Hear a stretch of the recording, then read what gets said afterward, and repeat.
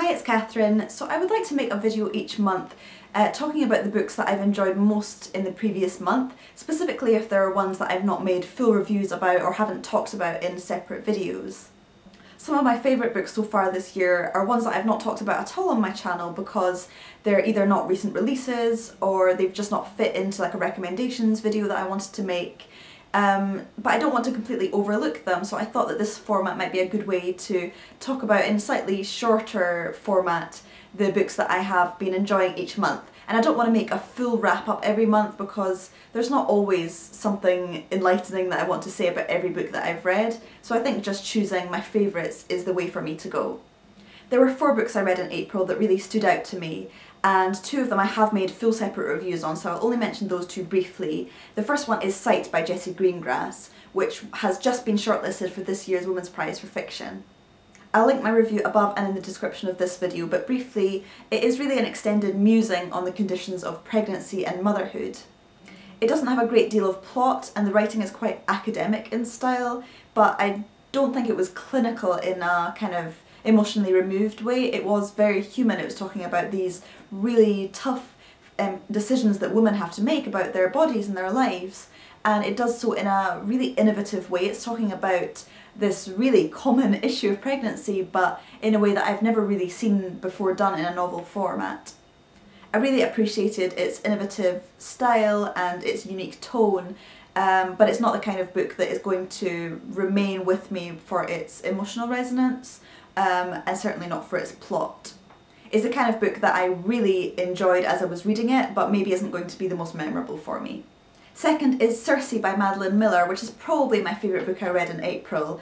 It is a retelling of the Greek myth of the character Circe, who appears in Homer's Odyssey and is Miller's second myth retelling novel, the first being The Song of Achilles, which is a retelling of the Iliad. Again, I've reviewed this separately, which I will link above and in the description, but in brief, I think this story really recasts this figure of a witch into a much more human character who has flaws but also has a great deal of strength and power, and it gives her justification for her actions. I really loved the writing style. It was so flowing and beautiful, and I really liked the way it dealt with the issues of witchcraft and feminism. In particular, I go into more of this in my separate review, but I really liked how it dealt with issues surrounding immortality and specifically love between mortals and immortals. So I would absolutely recommend this book to anyone, even if you have little knowledge in Greek mythology, because I didn't really know much about Circe either, but I absolutely loved it. On to 2 other books that I've not mentioned on my channel yet. First is Sal by Mick Kitson, which firstly I think has a really lovely colours and such pretty end papers. It's a novel set in Scotland, which as a Scottish person was actually really nice. I've not read any other Scottish books so far this year, which seems quite crazy to me, but there's something that is quite comforting and reassuring about reading a book that is set in the country you're from. I read mostly British books, and the vast majority of them are written by English authors, and I do really identify with a lot of British values, but I didn't really realise how much I had been missing Scottish literature until I read this book. And just the way the characters speak, their vernacular and their perspectives on things, it is just really comforting, and it felt very homely to read. In particular, I think it really gets Scottish humour perfect. The author is actually Welsh, but he's lived in Scotland for a long time and he's a school teacher, so I think he really captures the way young teenage girls speak absolutely perfectly. So it follows 2 young female sisters. One is 13 and the other is a little bit younger, and they've just run away from home because the elder of the 2 has just murdered their abusive stepfather. They have quite a troubled home life because their mother abuses substances and she neglects them, so really the elder sister, Sal, has the role of looking after her younger sister for the most part. I like this book because it is very contemporary. It references modern technology a lot, in particular the ways Sal is preparing for their escape by researching using YouTube tutorials on how to fish and things like that, or Bear Grylls videos. I think this book was really interesting because it mixes the comic and the serious very well. I really enjoyed the descriptions of them trying to fend for themselves in the wilderness, really, trying to hunt and fish and stay away from other humans so they don't get caught, their attempts to build fire and shelter. There's a lot in here that's quite tongue-in-cheek, there's definitely plenty of humour, but It also takes the main character seriously, even though she is only 13. It doesn't treat her like a child, but it gives her the autonomy and the intelligence to understand the implications of the situation they're in. It's a short book, it's just 230 pages, but I think it has a wider scope than most books of this length. It packs a lot in, and I think what's great is the variety of emotion that it contains. There is obviously a lot of trauma in this book. It's dealing with really serious topics, but it also has elements of lightness and joy and humour, so it made it really readable, I think. And although there's definitely elements of it that I gained from it being a Scottish person and it being set in Scotland and with very Scottish characters, I don't think you would enjoy it any less if you weren't from Scotland, so I definitely recommend this one too. The last of my favourite reads in April is White Chrysanthemum by Lynn Bracht, who is an American of Korean descent. And this is one of the toughest books I've actually read this year. It's about very hard-hitting subject matter, and it's about a real element in history that I knew almost nothing about, so it was very eye-opening to read about this topic and learn more about it, even though it didn't make for very happy reading.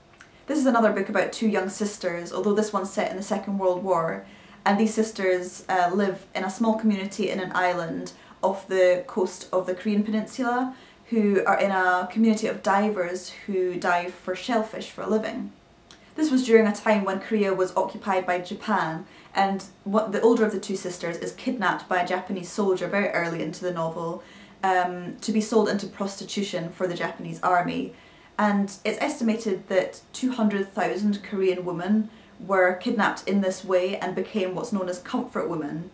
It blew my mind that such a mass atrocity had occurred during the Second World War that I knew nothing about, and I think it is a product of the very Eurocentric schooling system in the UK that really only focuses on the Allied forces during the Second World War. I can't really blame my schooling now. I think it is my responsibility to learn these things, so I am very glad that I read this book now.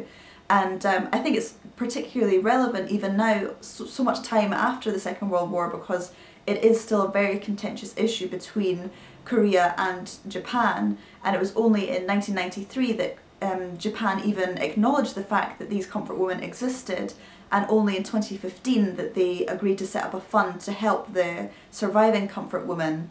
The long-lasting implications of these kidnappings is reflected in the structure of the book, where there's alternating chapters which are set in the present day and from the perspective of the other sister, who has been trying to deal with her suffering as a result of the kidnapping of her sister so many years ago, and the ways she's tried to repress this suffering throughout her whole life. This whole issue seemed to be kind of swept under the carpet between Korea and Japan after the Second World War, because there was then the division of North and South Korea, and then the Korean War. And as I said, it was only in the 90s that this issue was even brought to the table and was beginning to be discussed for the first time. This is clearly a story that is very political, but it keeps the overt politics to a minimum on the page. It is a really human story about the trauma and suffering that these two sisters experience, and how they're trying to move forward as two sisters, but also as a nation in the present day. One thing I really appreciated about this book was at the end, Bracht provided a timeline of events between Korea and Japan throughout this entire time period and up to the present day, which was really useful to help situate the events of the novel in real history. It was a really well written book. It was really sensitively dealt with, I think. It was very sad subject matter, but it wasn't written in a gratuitous sort of way, so I really felt like it's an important book to read. I'd really highly recommend this one. It's definitely tough going, you need to be in the right mindset to read it, but if you feel up to it, I would definitely give it a go. It's really great. So those were the 4 books that I particularly enjoyed in April. I know that was a bit of a downer to end on, but let me know if you've read any of them. I've not really heard many people talk about White Chrysanthemum, so it'd be great if you've read that one. And do let me know what you think, and I'll see you really soon. Bye bye!